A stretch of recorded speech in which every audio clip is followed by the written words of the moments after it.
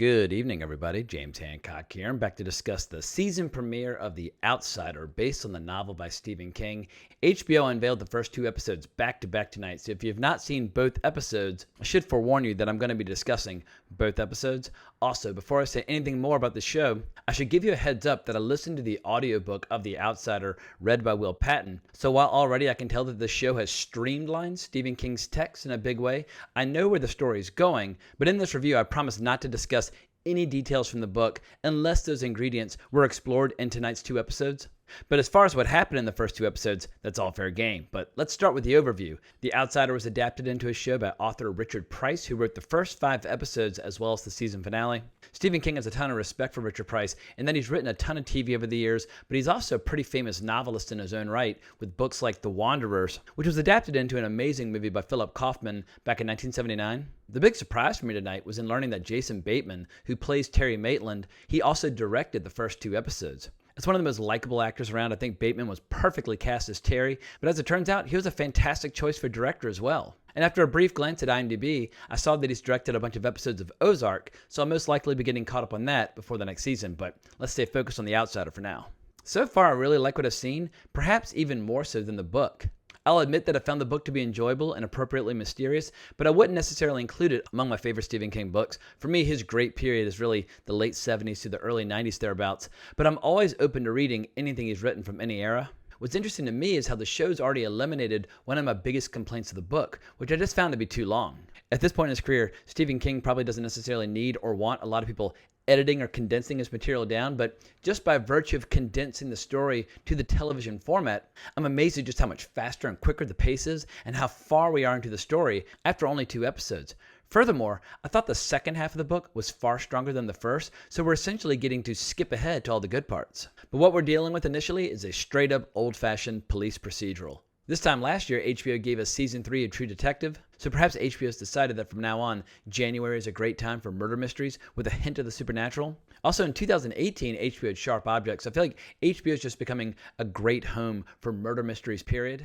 In any case, when it comes to the overall story of The Outsider, a child named Frank Peterson has been murdered, raped, and partially devoured in the most gruesome, horrible way imaginable.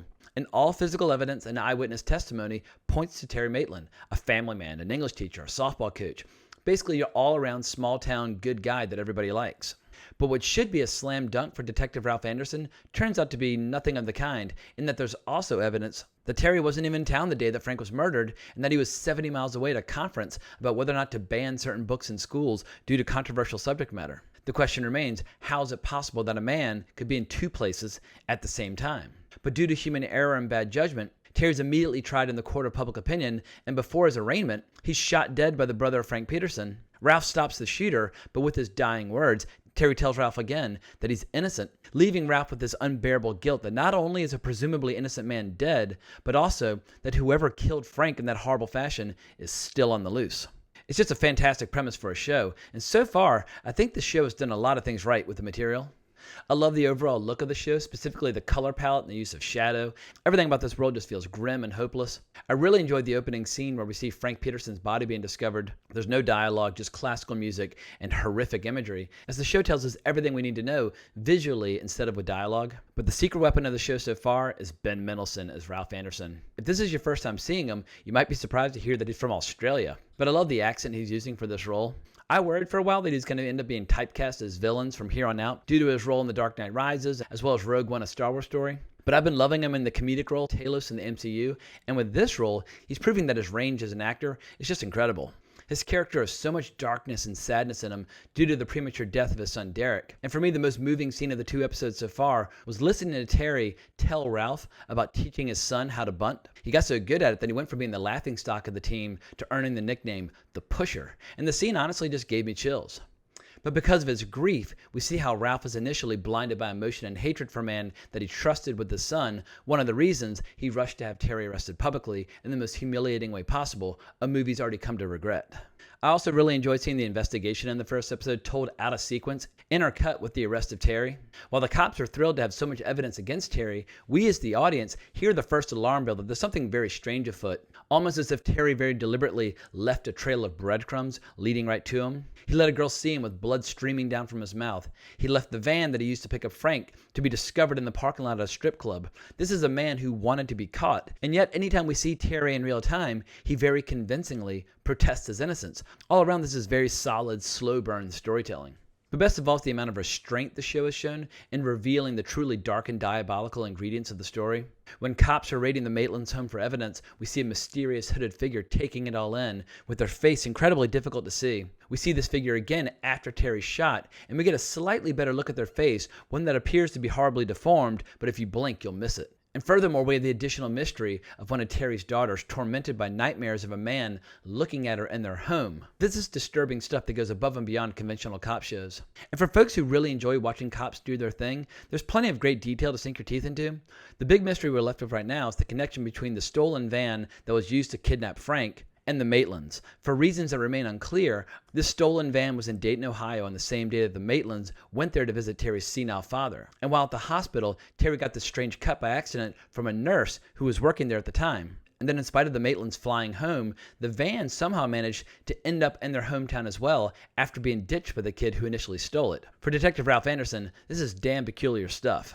And while most of our sympathy goes to the Maitlands and how their lives have been completely ruined, the Petersons are even worse off. Young Frank was murdered, the mother died from grief, the brother was shot seeking revenge, and the father's now brain dead from trying to hang himself. And once again, the hooded man was there on the scene to soak in every detail.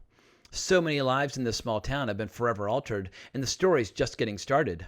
This is not a spoiler, but moving forward, I would also urge people to keep an eye on the cop named Jack, who was called back from vacation prematurely while he was hunting pigs. He'll be playing a huge part of the story moving forward, but we haven't even met one of the major characters yet, Holly Gibney. If you've seen the teaser and the trailers, you'll know that she's at the heart of this tale. She's an eccentric investigator who's been in a ton of Stephen King books, specifically the Bill Hodges trilogy, which consists of Mr. Mercedes, Finders Keepers, and End of Watch. I haven't read those books yet, so I can't say anything about them, but I do know they've already been made into a show of their own. At any rate, when it comes to The Outsider, I'm totally in. I'll most likely be doing reviews and reactions to each episode. I'm not quite yet ready to claim that this is some massive new runaway hit show for HBO, but I am thoroughly enjoying this interpretation of the material. Also, if you're just a pure HBO buff, I'm going to be reviewing and following the show The New Pope, which starts tomorrow night, which is the sequel to The Young Pope, which is one of the best shows of the last decade, in my opinion. Paolo Sorrentino is just a brilliant filmmaker, so I urge people to get caught up on that before diving into the second season. In any case, it is past midnight here in New York, and it's late, and tomorrow's Monday, so I'm going to go ahead and wrap up this video, but hope you enjoyed this reaction and review. Definitely let me know what you think of the show. If you want to talk about Stephen King or The Outsider or anything like that, you can always find me on Twitter or just leave a comment in the comments below. But I can't thank you enough for watching the video. If you enjoyed it, please subscribe to the channel, like the video. It's very helpful, but hope everyone has an amazing week, but more importantly, as always, onwards and upwards.